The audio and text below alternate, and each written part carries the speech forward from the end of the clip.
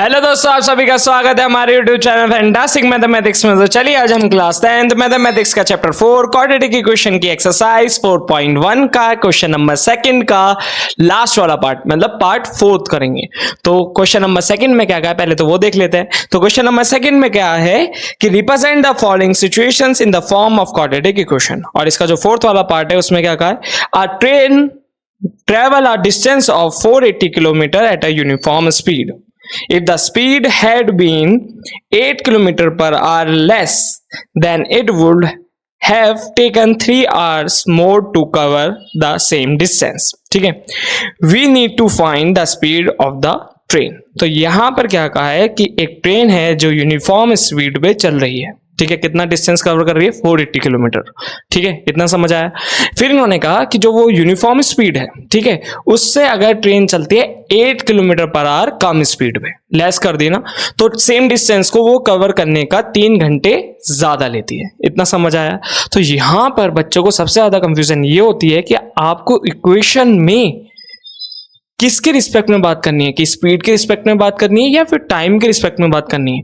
तो ये जो सिचुएशन है, मतलब इस सिचुएशन में आप देखो टाइम डिपेंडेंट सिचुएशन है। देखो कैसे उन्होंने स्पीड दे रखी है, नहीं दे रखी है, क्या दे रखा है, यूनिफॉर्म स्पीड। तो यूनिफॉर्म स्पीड को तो हम एक्स मान सकते हैं। ठीक है, फिर उन्होंने कहा लेस कर दिया, तो हमने उसकी स्पीड में एक्स में माइनस कर दिया, सपोज करो 8। ठीक है, इतना समझ आया। पर इन्होंने और कोई रिलेशन नहीं दे रखा, पर इन्होंने टाइम में रिलेशन दे रखा है। तो पहली वाली जब स्पीड और डिस्टेंस से मैं टाइम निकालूंगा, दूसरी वाली स्पीड और दूसरे वाले डिस्टेंस तो सेम ही है, उससे मैं टाइम निकालूंगा, तो जो नया वाला टाइम है वो पुराने वाले टाइम से 3 घंटे ज्यादा है। तो इसकी मदद से ही हम क्या बनाएंगे, क्वाड्रेटिक इक्वेशन बनाएंगे। बाकी बोर्ड पे करते हैं तो उससे ज्यादा समझ आएगा। ठीक है, तो यहां पर क्वेश्चन नंबर 2 के, ठीक है, आपको 4th पार्ट में सबसे पहले मैं बोलूंगा द यूनिफॉर्म स्पीड। ठीक है, तो the uniform speed of train. ठीक है, स्पीड ऑफ ट्रेन, तो उसको तो आप मान लो कि वो मेरी है x। ठीक है, फिर वो डिस्टेंस कितना का कवर कर रही है। ठीक है, तो यहां पर मैं उसका डिस्टेंस मान लेता हूं कि वो डिस्टेंस उनने कवर करा 480 किलोमीटर। ठीक है, इतना समझ आया। तो टाइम कितना लगा उसको, तो देखो speed is equal to distance upon time होता है, तो time is equal to distance upon speed. तो डिस्टेंस क्या है 480, ठीक है, स्पीड क्या है x, तो ये आ गया मेरा टाइम। ठीक है, अब बात करते हैं जब स्पीड में क्या आ गया, चेंज आ गया। क्या आ गया, चेंज, मतलब कि वो जो अपनी यूनिफॉर्म स्पीड से चल रही थी उसमें कितने की कम आई, कितना किलोमीटर, मतलब कितना कम करा हमने, तो 8 किलोमीटर पर आवर लेस करा। तो अब जो मैं बोलूंगा द न्यू स्पीड, तो वो क्या हो गई, वो हो गई जो यूनिफॉर्म स्पीड थी मतलब x, उसमें मैंने माइनस कर दिया 8, तो ये न्यू स्पीड आ गई। डिस्टेंस क्या था, डिस्टेंस तो सेम था ना, तो डिस्टेंस तो 480 रहेगा, तो distance is equal to 480 kilometre, ऐसे लिख लो 480 किलोमीटर। पर न्यू टाइम क्या आएगा, तो न्यू टाइम आएगा मेरा, न्यू स्पीड और न्यू डिस्टेंस है ना, तो डिस्टेंस अपॉन टाइम, तो डिस्टेंस अपॉन टाइम क्या रहा, स्पीड, तो यहां पर आ गया x माइनस 8, तो न्यू टाइम आ गया। अब इन्होंने रिलेशन में क्या बोला था कि जो नया वाला टाइम है वो पुराने वाले टाइम से क्या है, ज्यादा ले रहा है। मतलब जो पुराने टाइम पे वो पहुंची ट्रेन किसी भी स्पॉट पे, किसी भी डेस्टिनेशन पे, तो उससे 3 घंटे ज्यादा लगाए उसने। ठीक है, न्यू टाइम तो जो पुराना वाला टाइम है उसमें जब मैं 3 घंटे ऐड करूंगा तो नया वाला टाइम आएगा। तो यहां पर मैं लिखूंगा 480 upon x minus 8 is equals to, ये नया टाइम है, ये कब आएगा, जब मैं पुराने वाले टाइम में कितने ऐड करूंगा, 3 ऐड करूंगा। ठीक है, तो यहां से बनेगी क्वाड्रेटिक इक्वेशन। तो अब यहां पर इसको सॉल्व करता है, तो देखो इसको सॉल्व करने का तरीका क्या है, पहले ये क्या करो, यहां पर एलसीएम लेना चाहो तो यहां पर ले लो, इसको एज इट इज लिख लो 480 अपॉन x माइनस 3। ठीक है, इज इक्वल्स टू, इसके नीचे लगाओ 3 के नीचे 1, इसका एलसीएम हो गया मेरा यहाँ पर x। ठीक है, अब ये ऊपर x के टेबल में x 1 बार जाए तो 480 एज इट इज, फिर प्लस 1 के टेबल में x कितनी बारी जाता है, x बारी जाए तो ऊपर हो गया 3x। अब यहां पर क्रॉस मल्टीप्लिकेशन कर लो, ये इधर चला गया, ये इधर चला गया, तो 480x है ना, x की इससे मल्टीप्लाई कर दी। अब ये x माइनस 3 था, क्या था, x माइनस 8, सॉरी, यहां पर ये क्या हो गया, x माइनस 8, तो इसे 8 कर लेना। ठीक है, तो x माइनस 8 की मल्टीप्लाई किससे करनी है, 480 प्लस 3x से।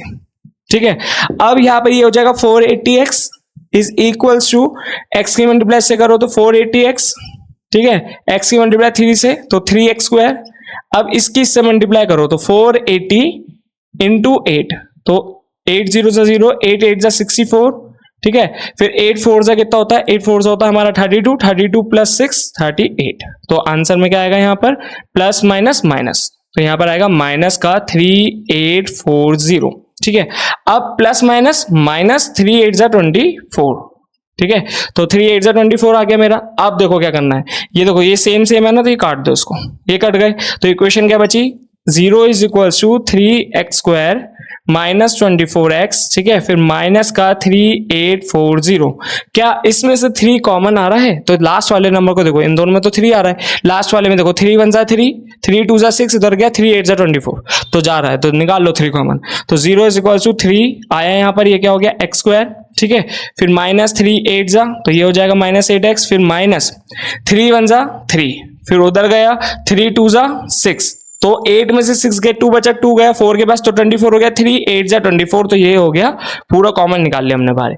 जब कॉमन बाहर आ गया तो 3 वो 0 के पार्ट में जाएगा, तो लास्ट में क्वेश्चन क्या बची, 0 is equals to x square minus 8x minus 1280। अब मुझे इसमें x की वैल्यू निकालनी है, तो यहां पर कुछ नहीं है ना, एक्स स्क्वायर के साथ यहां पर कुछ नहीं है, तो हम क्या मानते हैं 1।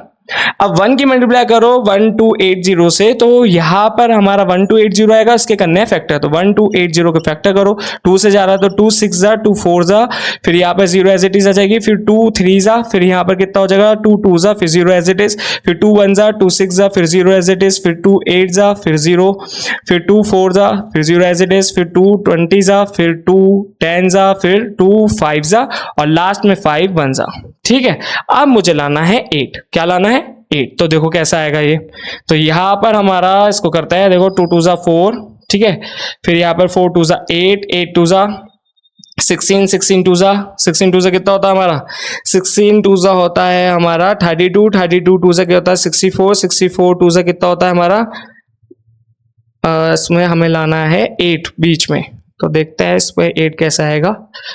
यहाँ पर मेरा आ गया 4 2 2 जा 4, ठीक है, फिर 4 2 जा 8, 8 5 जा 40, ठीक है, यहाँ पर हमारा आ गया 40, और देखो इन सब की मल्टीप्लाई तो हमने करी जैसे 2 इंटू 2 इंटू 2 इंटू 5, तो ये तो आंसर में आया 40। अब ऊपर वाले देखो 2 2 जा 4, 4 2 जा 8, 8 2 जा, ठीक है, 8 2 जा 16, 16 2 जा 32 आ गया, देखो 40 माइनस 32, तो आंसर मेरा आया 8। ठीक है, और जब 40 की 32 से मल्टीप्लाई करके देखो तो ये आना चाहिए, तो 40 इंटू 32, बिल्कुल ड्रॉ करते हैं, बिल्कुल ऑन द स्पॉट करना सीखेंगे सब कुछ, क्योंकि या अगर मैं यहाँ डायरेक्ट आंसर दे दूं आपको, तो आप कैसे सीखोगे ये कैसे करना है, तो देखो ये प्रैक्टिस से सीखोगे। ठीक है, तो मैं भी प्रैक्टिस करता हूँ और आप भी प्रैक्टिस करना, RS से जितने क्वेश्चन हो सके उतने क्वेश्चन करना, जब भी आपको ये सब चीजें आएंगी, वरना ये चीजें आपको भारी भारी लगेगा कि हाँ हमें आ गई, पर ये नहीं आती है।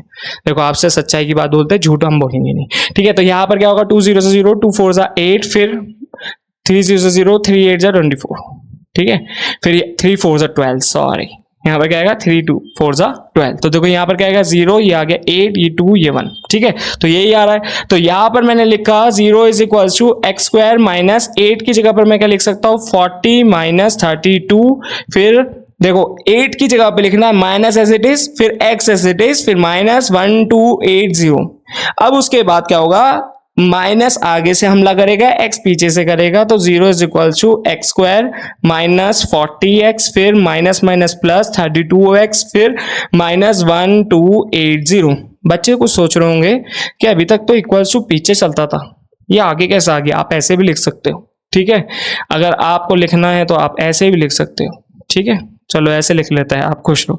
अब ये 4 टर्म में आ गया, इसको 2 2 में डिवाइड करा, कॉमन निकाला, तो ये हो जाएगा x माइनस 40।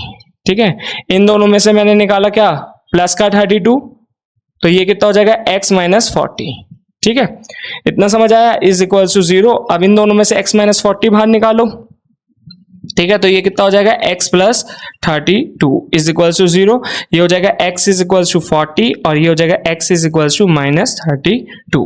तो x की वैल्यू क्या आई 40, तो यहाँ पर जो स्पीड है यूनिफॉर्म स्पीड वो कितनी आई 40 किलोमीटर पर आवर। उसके साथ हम टाइम भी निकाल सकते हैं, ठीक है, तो हम पुराना वाला टाइम भी निकाल सकते हैं, नए वाला टाइम भी निकाल सकते हैं, नई वाली स्पीड भी निकाल सकते हैं। तो यहाँ पर हमने x की वैल्यू निकाली। अब बच्चे सोचेंगे कि हम माइनस 32 क्यों नहीं ले सकते, हम इसलिए नहीं ले सकते क्योंकि क्योंकि स्पीड जो होती है वो एक स्केलर क्वांटिटी होती है, ठीक है। तो यहां पर हम इसको पॉजिटिव ही लेंगे, ठीक है। तो यहां पर हमारा क्या आएगा, 40 किलोमीटर पर आवर की स्पीड से आया है। तो इसके साथ ही हमारा ये क्वेश्चन हो जाता है सॉल्व। तो होप आपको हमारी वीडियो समझ आई होगी। अगर आपको हमारी वीडियो समझ आए तो प्लीज हमारी वीडियो को लाइक करें, हमारे चैनल को सब्सक्राइब करें, और अगर आपको कोई डाउट हो तो प्लीज कमेंट करके पूछे। Thanks for watching.